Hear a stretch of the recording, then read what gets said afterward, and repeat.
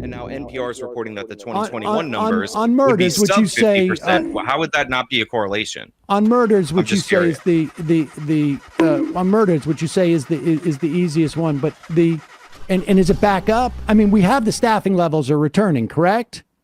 No, they're not. They're not. Is that right? Look at his sad Sam Seder eyebrows. Oh. You are zeroing in on the George Floyd protests for this decrease in staffing in police forces across the country. So in the preliminary numbers for 2023, we've seen a slight decrease. Is that what you're trying to hang your hat on right now? Yeah, I'm saying that we know that the trend is going down, and you're making a causality. It's still up in comparison to 2019. I understand, but the staffing isn't back up. But you're saying the trend is going down. You're looking at the least reliable numbers that you can grasp onto to say it's going down. Let me ask you this, okay? We all know that this guy Chesa Boudin, right, in Chesa Boudin in San Francisco, was one of these reformists, right? Yes. What do you make about the rise in crime in San Francisco since he was replaced by the police union's choice? The new district attorney? Yeah. Well, there are some state laws in California that they have to get around. Like one of the stories that I covered recently was a man that was arrested for 77 burglaries, convicted. Are these new laws since Chesa Boudin has been ousted? I believe that they are, yes. So you believe that they are? What laws are they? Did we see similar rises in crime in LA and San Diego? Yeah, we actually saw a dramatic increase in murder in LA as well. Since the time that Chesa Boudin left office. Since I'm talking about since 2020. I didn't realize that's what you were specifically asking. Well, I mean, because Chesa Boudin is an avatar, and he left in a year ago. He's an avatar for the reformists.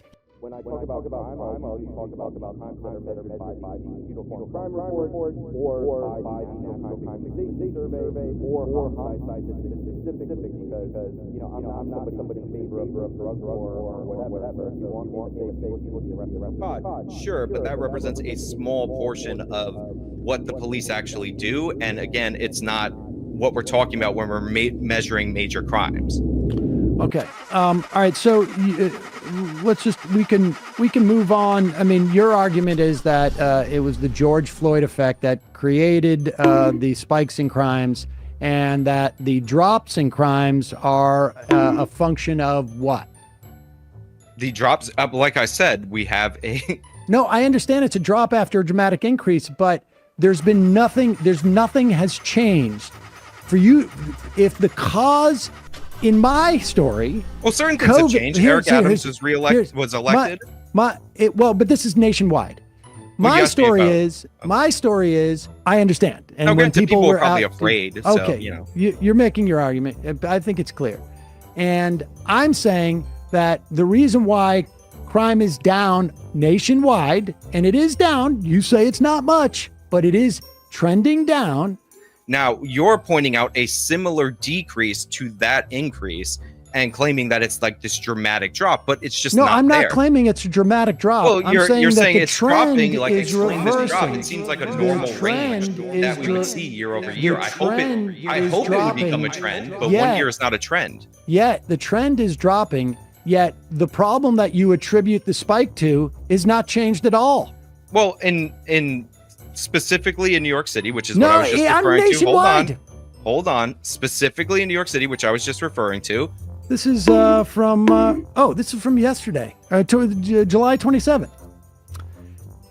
In 1999, Connecticut had so many people in prison, had to send 500 of them to be incarcerated to Virginia. That's part of the story there.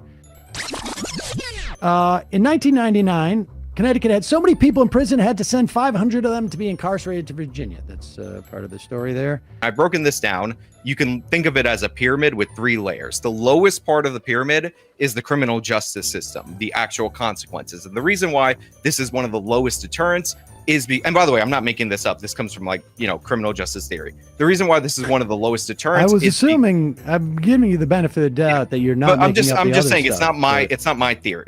But the deterrence doesn't really work. It's not really that effective because most people, when they commit a crime, don't think they're going to get caught. The next stage in that pyramid would be the social consequences. So if people will treat you like a pariah if you are arrested and convicted of a crime, that is a stronger deterrent against you committing crimes. And then the third, the top of the pyramid, the number one thing is if you believe that the law is or just, that is what's more from criminality. Okay, and so I don't get why that's on the I don't get why that's on the I don't get why that's on the on the bottom you think is the least effective. Yeah. And then the middle one is what's the next one? You just said the problem with shoplifting is what it does to the community. You don't think wage theft? There's something like, what are the numbers that you understand wage theft to be on an annual basis? Well, I know that you guys like to use the 2013 chart because it has a very big disparity that comes from the Economic What do you Policy think Institute. the wage? Well, I mean, it's not just the Economic Policy Institute, but what do you put wage theft at?